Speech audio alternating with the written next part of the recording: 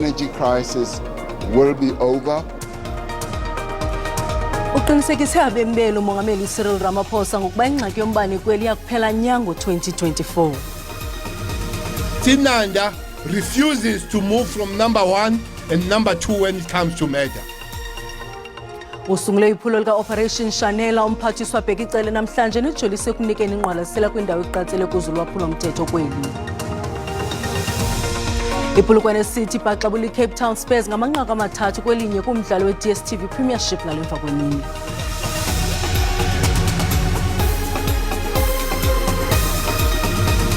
Molweni emakhaya samkele nababukeli kwijelo iDTT khongozelana uvimbe senilungiselele wona ngokuhlwanje.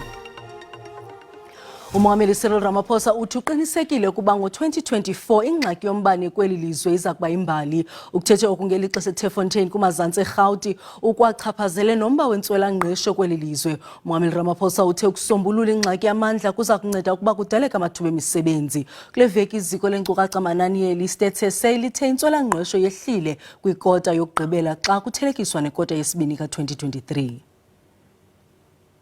Energy has been a great drawback to us, but we are working on it. And we're certain that by 2024, the energy crisis will be over as we are ramping up more and more generation of energy. And now we have to attend to the transmission. So government is not sleeping on the job. Government is busy day in and day out to address the job crisis in our country.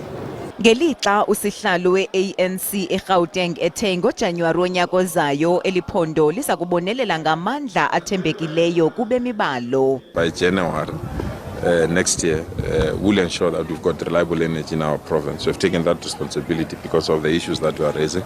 Umongameli ukwachaphazele nomba wamaqela aphikisayo neenjongo zokuhlutha ulawulo lwe-ANC. The gathering together of parties that want to, as they say, unseat the ANC, it's a sideshow to us. They're entitled to hold conferences, to do whatever. They will never be able to amass the support that the ANC has. Ukukhabile kuba ukuqulunqwa ngokutsha kwezikhokelo zekomiti yonyulo yombutho ukulungiselela inkqubo yokuchongwa kwabagqatswa kuvoto lonyaka ozayo kujoliswe ekuxhamleni yena. No. I mean, that is very mischievous. The ANC never draft rules, policy, or anything to cater for the interests of individuals. We've never done that. Kusenjalo ngomso uRamaphosa kulindeleke kuba athethe nesizwe malunga nengqungquthela zayo ye-BRICS. Umphathiswa wezimbiwa namandla uGwede Mantashe uthe intsebenziswano phakathi kwarhulumente necandelo labucala ibalulekile ukuqinisekisa ubukho bamandla kwelizwe. uMantashe uthethe neqonga lobambiswano lwezamandla i-Energy Cooperation Forum eMidrand eGallagher Convention Centre eRhawutini ebethelela ukuba iinkqubo zobambiswano zingundoqo ekwehliseni imingcipheko nasekuqinisekiseni ukhuseleko kwezamandla. That's why partnership is much better than replacing public capacity with private capacity. Partner the two capacities and supply energy to society. You see, ESCOM, the old ESCOM, which we must not dismantle easily, used to be very strong and effective across the value chain, from generation, transmission, and distribution. We've weakened it a great deal in distribution. It is not as strong as it is in generation. We didn't build that capacity. The Kusile Mitupi Ingula project was almost a disaster. OkaMantashe uthe kwizicwangciso zabo zemigudu kwezamandla njenge-Integrated Resource Plan banikeze u-ESCOM ilungelo lokubandakanyeka kumandla wezendalo, ntshukumo leyo angekayiboni ngaphandle nje kokuba ivunyelwa ngumgaqo-nkqubo. Umphathiswa wamapolisa umnumzana Bhekicele uthi baza kuzinika ingqwalasela emandla indawo eqatsele kuzo ulwaphulo-mthetho kwilinge lokuphelisa ubundlobongela. Iinkcukacha amanani zolwaphulo-mthetho ezikhutshwe izolo zibonakalisa ukuba zisaxhomile iziganeko zolwaphulo-mthetho ezifana nodlwengulo nogebengo Iindaba, uMlazi nasePlesisLair eMgungundlovu. Ucele bethetha kumsitho wokuphehlelelwa ngokusesikweni kwephulo i-Operation Shanela eThekwini. Amalokishi aseThekwini, uMlazi naseNanda nasePlesisLair eMgungundlovu abalwa njengayingozi kuleli. Zontathu zinesibalo esingu-195 seyidumbe ephume khona ezinyangeni ezintathu kusuka kuMbasa kuya kuNtulikazi. Ungqongqoshe wamaphoyisa uGeneral Bhekicele uthi amaphoyisa kufanele ayibambe iqini impidlangweni wokulwa nobugebengu. Iindaba refuses to move from number 1 and number 2 when it comes to murder. Which means, Speaker, all of us at the local level, at the provincial level, and at the national level will have to have focus and will have to work hard that they move from that notorious number 1 position. uGeneral Cele uthi inselela bebebhekene nazo ngaphambilini ukushoda kwamaphoyisa, kepha uthi unethemba ukuthi isibalo sengango 10,000 samaphoyisa amasha ngonyaka sizolekelela ukwandisa ukubonakala kwamaphoyisa ezindaweni eziwuhlupho. We believe that when those places are cleaned of the known criminals, normal policing will be part of that. Bathi Operation Shanela engezukugcina ngokushanela emgwaqweni kuphela njengaphambilini, izobhekana ngqo nalo lonke uhlobo lobugebengu. This operation will be characterized by stop and searches, vehicle checkpoints, roadblocks, cordon and search, high visibility patrols, tracing of wanted suspects. Khona manjalo kwizivimbamgwaqo iMarine Hill Toll Plaza eThekwini kuboshwe inqwabe abashayeli nezibhamu engenazo izincwadi. Eindabeni za SABC nginguvusi Khumalo eThekwini. Iphiko lolutsha kwi-Inkatha Freedom Party libhalele inkokheli zikazwelonke liphakamisa ukuba eliqela maliqwalasele ukurhoxa kwisivumelwano senkazathi yamaqela aphikisayo i-Multi-Party Charter for South Africa Coalition ngesilungu. Kwimbalelwano ebhalelwe undlunkulu weliqela, ikomiti yesigaba solawulo yolutsha lwe-IFP indulule ngelithi kona i-IFP mayingaluvali kwaphela ucango lokwenza inkazathi yorhulumento nalona liphina iqela lezopolitiko, kodwa ingayenzi impazamo ingxame ingene kwisivumelwano phambi konyulo. I-IFP phakathi kwamaqela asixhenxe azibandakanye kwisivumelwano saphambi konyulo solawulo ngoqhogwano. Kwezindululo namaqela avumelene ngamxhelomnye ukuba kungabikho nalinye kuwo elingena kumtshato olawulo ne-ANC okanye i-EFF. Ngapha koko angazivoteli inkokheli eziphuma kwesisibini samaqela kwizindlu zowiso-mthetho kumaphondo nasepalamente.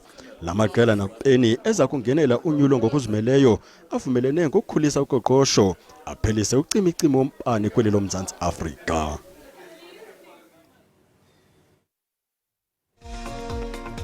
Kwalapha ezindabeni amawela kwaMkhonza uLwandile noLwanele banesigulo esingaqhelekanga soluso lonzakaliswa imitha yelanga, kodwa qala masithoba umntwana eMalikeni.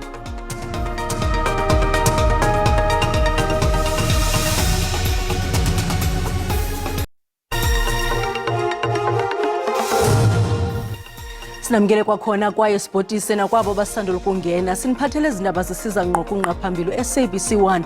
Uyakwazi ke ukufumana izindaba kuphela nje kwazo kwikhasi ka-YouTube ngokuthi SABC Iindaba zesiXhosa. Ukanti ke make siphinde sitirhwaqo kunqaku lethu elitshotshe entlangalenhlwa. Umongameli Cyril Ramaphosa uthi uqinisekile ukuba ngo-2024 ingxaki yombane kweli lizwe isakuba imbali, ukuthethe okungeli xesha eThefontein eRhawutini ukwachaphazele nomba wentswela-ngqesho kweli lizwe. Umongameli Ramaphosa uthe ukusombulula ingxaki yamandla kuza kunceda ukuba kudaleke amathuba emisebenzi. Owayesakuba ngumphathiswa wezezimali uTrevor Manuel uthi kufuneka kwenziwe inguqu kumgaqo-siseko ukuthwalisa uxanduva iinkokheli ezingaqhubi kakuhle kweli lizwe. Uthethe nejelo leendaba ze-SABC kumbhiyozo wesikhumbuzo sama-40 eminyaka e-United Democratic Front eKimberley. Abaseki be-UDF bekwiphulo lokuvuselela ithemba nobushantliziyo bokuthwalisa uxanduva iinkokheli ezitsala imikhala yolawulo ngokusilela kwazo ekuziseni iinkonzo eluntwini. We need citizens to be active in their own lives, to hold those who are public representatives to account. I-UDF yayisekelwe ukujongana ngqo nolwamvila lwengcinezelo ngaphambi kwenkululeko ka-1994. La malungu axhalatyiswe yimo egqubayo yezopolitiko nemeko engazinzanga yoqoqosho kweli lizwe. We have the highest unemployment in the world. We have the highest crime rate in the world. We have the highest rape in the world, the highest murder in the world. We have more murders in South Africa than you have in countries that are at war for years. Amalungu e-United Democratic Front anethemba lokuba unyulo lonyaka ozayo luza nenguqu kubemi boMzantsi Afrika. As community members, we must go to the councillors, ward committees, street committees, engage them, work hand in hand with them, so they must know, as our communities is because of us where they are. The UDF is going to revive the African National Congress because the African National Congress is failing us now. Emva kwamaphulo aqhutywe kwiingingqi ezahlukeneyo, i-UDF iqinisekile ngomkhombandlela. Silumkise abantliziyo ezibuthathaka ngeli nqaku. Amawele akwamkhonza ulandile nolwanele banesigulo esingaqhelekanga solusu olonzakaliswa imitha yelanga. Kukhula amathumbu emehlweni, engqondweni nasezimpumlweni. Ulonwabo lokulizwa ngamawele lwajika lwarhaka ukwencindi yekhala xa amawele eqalisa ukugula eneminyaka emibini ubudala. Ngoba noma ubanika icup ukuthi mhlambe nalitiye ulithatha endaweni wrong, akathathi ngalesandla umnika ngaso. Ulwandile nolwanele bafunyaniswa benengxaki yolusu olungadibaniyo nelanga kuba libangela amathumba namabala. Kungoku nje abasaboni nasemehlweni. Operator bawa remove away2 ama lips wakhe adlekile ngaso lesifo, bamenza i-plastic surgery basika la emathangeni bakha ama lips. Esi sifo asinyangeki. Asikwathi kusi-prevent because kuma genes abazali. So tina si-treata ngama-preventable measures, meaning u-avoida ilanga by making sure ukuthi uphathe i-umbrella, ugqoka isigqoko, mawuhamba, gqoka ama-shades. Aba bantwana basalubeka esikolweni kwaye badinga inkathalo ekhethekileyo ngamaxesha onke. Ebengiqele kakhulu ukuthi sithole indawo yokuhlala ephephile for bona ngoba kuqala ihlobo manje yila kuqala khona kakhulu inkinga ngoba kuyashisa. Abavumi ukuba amaphupha abo atshatyalaliswe yile meko. Ngafisa ukubona ukuze ngizombona ukumhambisa endleleni. Sifane nabanye sikole ukujabula. Kwinyanga ezayo uLwandile uza kutyandwa kukhutshwe amathumba elihlweni nasempumlweni. Uzama indlela zokufezekisa ushishino lwamaphandle somashishino ophuma kwindawo ezisemaphandleni kuTsolo eMpuma Koloni.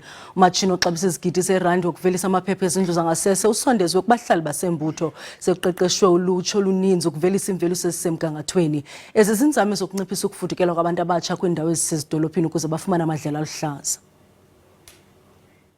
Ubuxhakaxhaka bomzimveliso ovelisa amaphepha asetyenziswa kwindlu yangasese. Abantu abasha baqeqeshiwe banikezwa izakhono zokuvelisa athweni bonke ke baphuma kule lali yasembutho. Oku kubonakalisa mhlophe ukuba ukuphuhlisa ilali kungenzeka ezilalini. Injongo enkulu kukuba kudalwe amathuba emisebenzi kuliwe nendlala. Ukusabela then kukhwelo elenziwe ruling party, and also then the government ethi masiphakamise then into ye-economy apho sisuka khona emakhaya. Abantu bethu bangaxhomekeki then ngokuya ezidolophini ngoma-Cape Town, Johannesburg, but bakwazi ukusebenza lapha emakhaya. Abantu abatsha balelali yasembutho bathi bafumana izakhono. Incedisa kakhulu because inyusa iskills zami, into bendingayazi sendiyayazi ngoku and ndivuya kakhulu. Ngenzame zokuphuhlisa amanina ngale nyanga amanina owasekhini nguye ngoku uzolawula lo mzi wemveliso. Uluvuyo kakhulu ukuba sizise le business apha ku-community and into emnandi kakhulu ukuthi sizise apha ebantwini. So kukudevelopa i-community, ukuzisa izikills kubantu abakhona apha kwi-community. Iinkokheli zasekuhlaleni zikholwa ukuba ukuziswa kwemizimveliso efana nale lichiza kubantu basesilalini. Ngoku xa kuzawuba khona amathuba njengalana kubekho manufacturing lapha kuvuleka amathuba engqesho apha, loo nto ireversa ezi zinto zasenziweyo zisirhulumente zangaphambili. Ukuphuhlisa nokukhuthaza ukutyala uqoqosho ezilalini kukholwa ukuba lichiza lokudala amathuba emisebenzi nokulwisana nendlala ezilalini. Ndinkululeko Nyembezi weendaba ze-SABC. Iqela labantu abathabatha inxaxheba kwiphulo laseStellenbosch lokunyusa inkxaso-mali yokubhatala amatyala wabafundi wakudala lithi kubalulekile ukuba eli lizwe liqeqeshe yaye lixhobise ulutsha ngezakhono zokuqobisana nentswela-ngqesho. Umlawuli weqonga lobulungisa kwezentlalo kwiYunivesithi yaseStellenbosch uNjingalwazi Thuli Madonsela uyinxalenye kolu hambo elingange-300 km phantsi kwephulo elibizwa #Action for Inclusion. uMzantsi Afrika ujamelene nomngeni wamatyala akudala yaye kuxhokeka abafundi abatsala nzima. Chungcembe uNjingalwazi uThuli Madonsela neqela labaxhasi bathe iphulo lehambo elisuka eStellenbosch ukuya eCape Agulhas ngenjongo zokunyusa imali yokuxhasa abafundi abangathathi ntweni. People are judging people without walking into their shoes, and we've walked into the shoes of these students. If they had the money, they would pay. Abahambi ababandakanyekayo bathi eli lizwe lidinga ukutyala imali kwizakhono zobuchwepheshe ezidingekayo kuqoqosho lweli. South Africa lacks trade skills. I come from Canada. My nephews are all in the trades, electricians, geothermal, whatever. And I look around in South Africa and that is really something that's missing. The technical colleges are insufficiently supported. uMadonsela unethemba lokunyusa imali engaphaya kwezigidi ezilishumi zerandi ukuphumelelisa eli phulo. Unxibelelwano lwenetwork yoluntu iWi-Fi luzenza lula izinto kubantu abasebenza ngobuxhaka-xhaka banamhla nabo basoloko behamba okanye benqwenela ukujonga amakhasi onxibelelwano ne-email xa beziphumele. Kodwa ngoku itheyo yanyaniswa nobungozi obungabeki iinkcukacha zomntu emngciphekweni. Okuxhalabisa ngamandla kwiqonga la online zii-spyware namanye amakhasi we-intanethi anobungozi anobuqhophololo bokuba ubani agqithise ngepassword yakhe okanye afake isoftware ezigwenxa. Masixhobisa abantu ukuba bangazikhusela kanjani ekusebenziseni iqonga la online ngokukhuselekileyo. Sandile siyakwamkela, sicacisele kabanzi ngale public Wi-Fi nobungozi bayo. So omhlawumbe masiyicacisa ngokuthi sibanike okanye sibaxelela abantu ukuthi yintoni umehluko phakathi kwe-public Wi-Fi ne-private Wi-Fi. Zonke izinto ezinamagama aquka upublic no free zinochuku kufuneka siziqaphele. Umehluko ngulo, xa i-Wi-Fi yakho i-public i-private ithetha ukuthi ilapha endlini kwaye une-password yayo, ngamanye amagama yonke into eyenzekayo phakathi kwakho ne-service provider okanye aba bantu uyithenga kubo le Wi-Fi yakho, unalo ulawulo. Kodwa ke xa sithetha nge-public Wi-Fi sithetha ngento e-free, evumelekileyo, efikelelekayo kuwo wonke umntu. Le public Wi-Fi siyifumana kwiindawo ezifana nee-clinics, izibhedlele, ii-airports, iihotele kwakunye nee-malls. Ithetha ukuthi ke xa i-public ayikhuselekanga, ngesilungu ayinayo le nto kuthiwa i-encryption, so ayinayo i-password. Xa ufika kwi-coffee shop funeka uqinisekise ukuthi ungena kule Wi-Fi okanye le public Wi-Fi yale coffee shop ngokuthi uthethe nabanikazi bale hotele. Omnye umzekelo singabanikeza wona abantu kwi-public ne-private kukuba if sinomthombo kule lali, wonke umuntu uya kulaa mthombo, inintsi into eyenzekayo phakathi kwendlu yakho nalaa mthombo. Kodwa laa mthombo xa unowuthatha uwubeke endlini yakho, ithetha ukuthi lo mthombo lona kuzawufikelele abantu okanye bazawufikeleleka abantu bale ndlu qha. So into eyenzekayo ke kukho aba bantu kuthiwa zii-cyber criminals kule public Wi-Fi. So lokho ke bejonge ukurobhana nawe xa usebenzisa le public Wi-Fi. Izinto abazenzayo bathatha i-information yakho. Xa beyithathile le information yakho ke equka i-banking information, bayakwazi ukwenza ii-purchases okanye bathenge online abanye ke baye bathatha le information yakho ba-aplaye for ii-loans uzibone une-loan okanye ifowuni le yakho ikusokolise uyibone ijema ungasakwazi ukuyisebenzisa. So ke ukuthi siyiqaphele ukuthi xa ungena ku-public Wi-Fi because asikwazi ungangeni ngoba idatha i-expensive. So ukuthi uyiqaphele ukuthi le ndingena kuyo i-public Wi-Fi ikhuselekile okulula ukuthi uyibone ngeqhagi inento eliqhagi apha ecaleni kwayo. Iyabonakalisa kubana le i-private ikhuselekile. Ikhuselekile. Nanso ke. Siyabulela kakhulu ke ngusandile ehlangani lo.